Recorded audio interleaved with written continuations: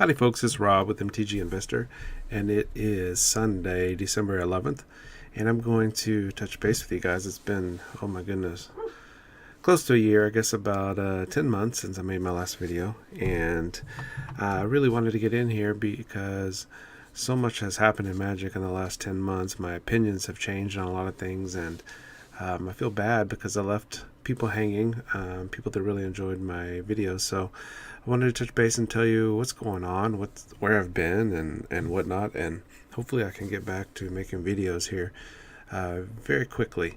But the last 14 months have been extremely testing on a human being for me. I think I had touched base about a year ago with you guys because I don't remember if I had told you the whole story, but both my grandmothers have passed away, and I've been very lucky because I was very close to both of my grandmothers, very, very, very close. So that was tough for me. So I had that happen. Oh yeah, well that was like 14 months ago, and then again Halloween before last, and then I think I've mentioned before, I'm an art teacher, high school art teacher, and my very best art student that I had going into his senior year committed suicide, and that was devastating for me. Very, very tough for me to get through. But things didn't get better after that. I was out for a couple months with back problems, and when finally got that feeling better, then my dad died, and so I've been dealing with that recently, fairly recently in the last few months, and then my wife had to have basically emergency surgery, and she has been out stuck at home for 2 months. So I've been single dad, basically helping take care of the house and family and wife.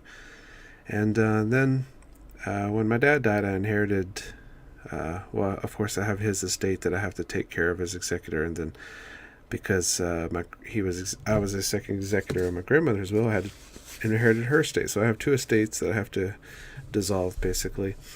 So that's been my last 14 months of my life, and it's been difficult, shall we say, to take care of these things. So I didn't come on here to whine or complain about it. I just wanted to let you know why I have been gone, why I stopped making videos. I just didn't have the time, or I couldn't find the time or make the time, and it's just been hard enough trying to keep up with my primary job, and anything that I did basically after my primary job has kind of been put on hold in the last 14 months.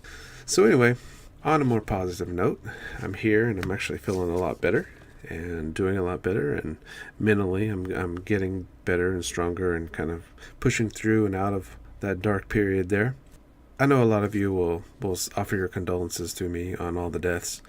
You know, it's okay. That's life. Life happens, and things like this happens in life, and you just got to persevere. So thank you for those that leave them, and if you don't, it's okay. You don't need to feel obligated to do so. Here's what I'm going to talk about real quick as well. You know me, I'm not real quick. A few things I want to touch on. Here's some things on future videos that I want to go over. A lot has changed in the last 10, 12, 16, 18 months in the Magic investing sphere. As a lot of people are talking about, there's kind of a bear market on Magic right now. I can't remember who was saying that. I know Rudy, who I've been a fan of the last few months, he's been talking about it. Some I think Desolator, there's some other guys who have been talking about Magic's kind of in a bear market, and I would agree with that for the most part. But even in a bear market, there's ways to make money.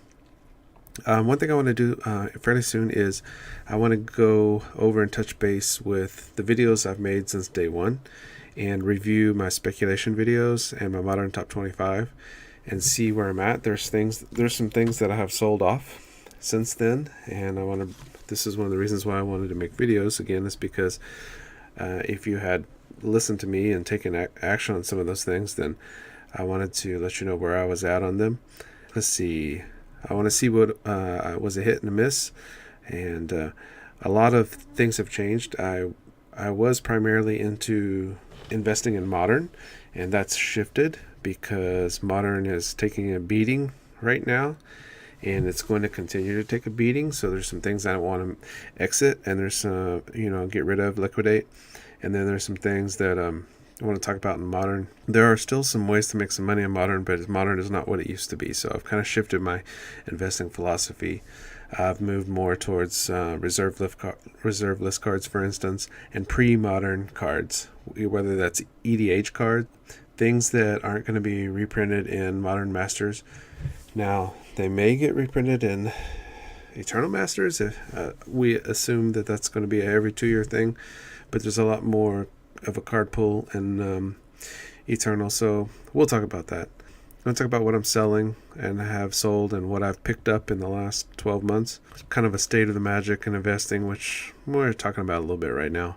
I also want to talk about reserve list targets, which I've said that I've kind of shifted into reserve list cards, and I've put probably 90% of my money into reserve list, or not just reserve list cards, but older cards. We'll say legacy cards.